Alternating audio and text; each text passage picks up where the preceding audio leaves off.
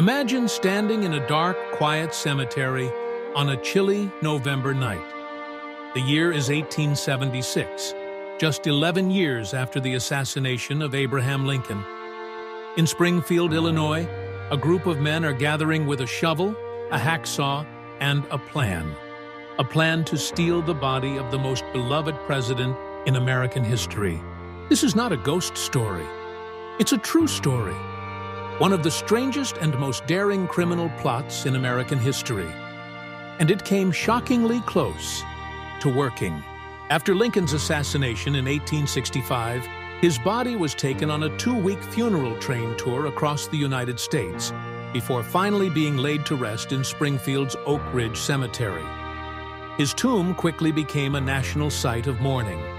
People came from all over to pay their respects to the president who had preserved the Union. But in 1876, Lincoln's tomb was not as secure as you might think. It was just a simple structure with a padlocked door, hardly enough to stop determined criminals. And one man was very determined. His name was Big Jim Kennelly, the ringleader of a counterfeiting ring based in Chicago. Kennelly's top engraver, the man who made the plates to print counterfeit money, had been arrested and sentenced to 10 years in prison. Without him, Kennelly's entire operation was paralyzed. So Kennelly came up with a wild plan. He would steal Abraham Lincoln's corpse and hold it for ransom. His demands? The release of his engraver from prison and a $200,000 cash reward. To carry out the plan, Kennelly sent 2 of his men, Terrence Mullen and Jack Hughes, to Springfield. Their mission was to break into Lincoln's tomb on election night, when the town would be distracted with celebrations and drinking. They weren't exactly professionals. These were career criminals, yes, but grave robbing was not something they had experience with. To make matters worse, Kennelly had also unknowingly invited a government informant into the plot.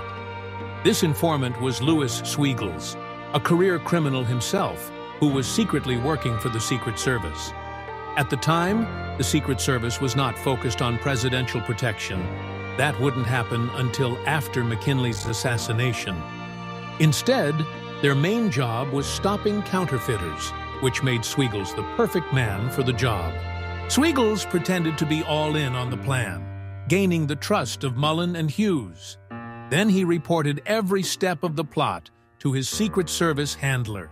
On the night of November 7, 1876, the grave robbers made their move. They arrived at Oak Ridge Cemetery with their tools, pried open the padlock, and entered the tomb. Inside, they struggled to lift the heavy wooden coffin. Lincoln's body was inside a lead-lined casket that weighed several hundred pounds. The plan was to move the coffin just far enough to slide it onto a wagon waiting outside, then ride off into the night. But just as they managed to move it, Secret Service agents and local lawmen, tipped off by Sweigels, stormed the tomb. The thieves dropped everything and fled into the darkness. A manhunt followed, and within days, both men were arrested and brought back to Springfield to face trial. Ironically, the law had no statute for attempting to steal a body. The men were charged only with breaking and entering and larceny, even though they were trying to kidnap the corpse of a U.S. president. They were sentenced to a single year in prison. The failed plot spooked Lincoln's family and the cemetery officials. If someone had gotten this close once, they could try again. So Lincoln's remains were secretly moved to a different hiding place. For years, his coffin was kept under the floor of the tomb, hidden behind lumber and debris so no one would know where it was. Finally, in 1901, Lincoln's remains were buried in a steel cage 10 feet underground, sealed in concrete. That's where they remain to this day, so secure that no one will ever attempt such a theft again.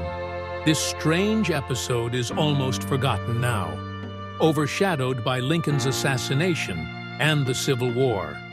But it's a reminder that history isn't always as dignified as we imagine it. Even the grave of one of America's greatest heroes was once the target of a desperate criminal plot.